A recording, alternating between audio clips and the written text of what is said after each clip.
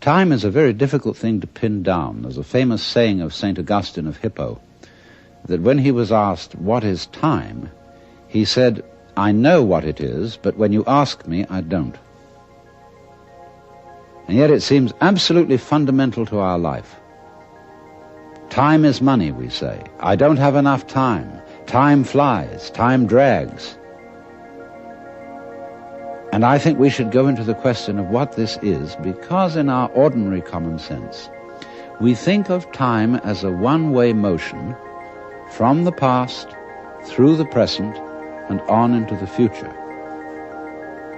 And that carries along with it another impression, which is to say that life moves from the past to the future in such a way that what happens now and what will happen is always the result of what has happened in the past. In other words, we seem to be driven along.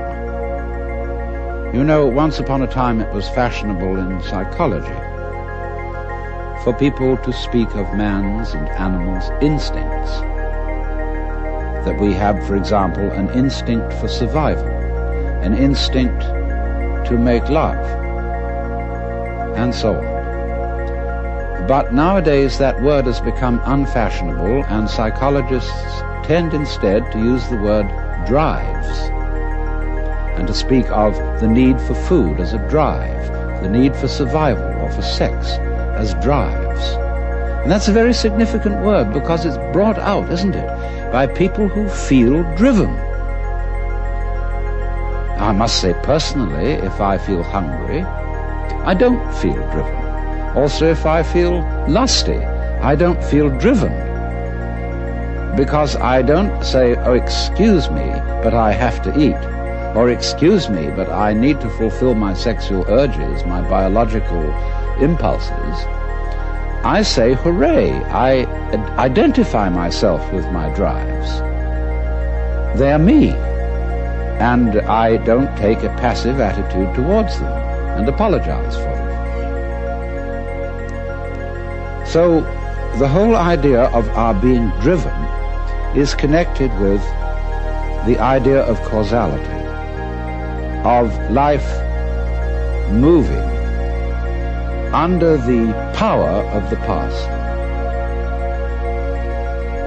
And that is so ingrained in our common sense that it's very difficult to get rid of it, because I want to turn the thing round completely the other way and say that the past is the result of the present. Let us suppose, just for the sake of example, that this universe started with a big bang, as some cosmologists believe. Now, when that bang happened, it was the present, wasn't it? And so the universe began in what we will call a now moment. Then it goes on doing its stuff. And always, when any event that we now call past came into being, it came into being in the present and out of the present. That's one way of seeing it. But before we get further involved in this, I want to draw your attention to a fallacy in the very common sense idea of causality.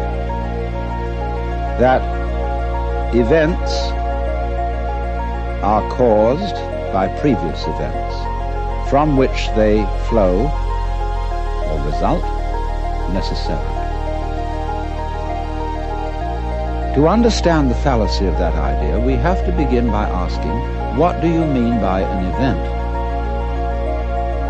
Let's take the event of a human being coming into the world. Now, when does that event begin?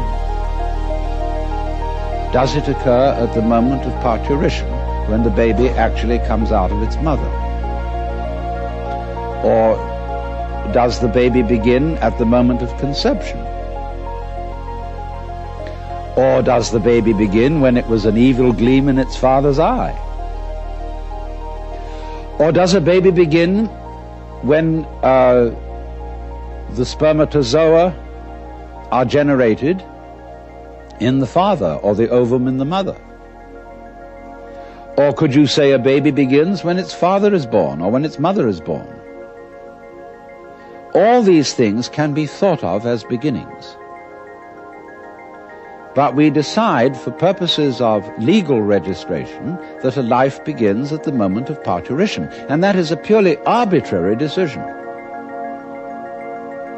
And it has validity only because we all agree about it.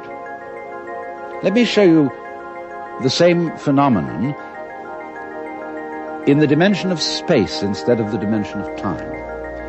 Let's ask, how big is the sun?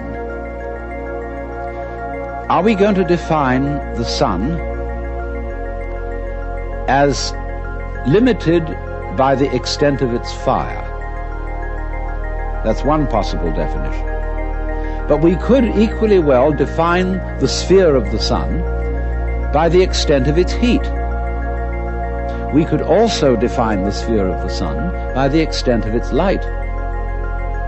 And each of these would be reasonable choices, except that it's rather difficult to keep track of the extent of its light, because we're inside it.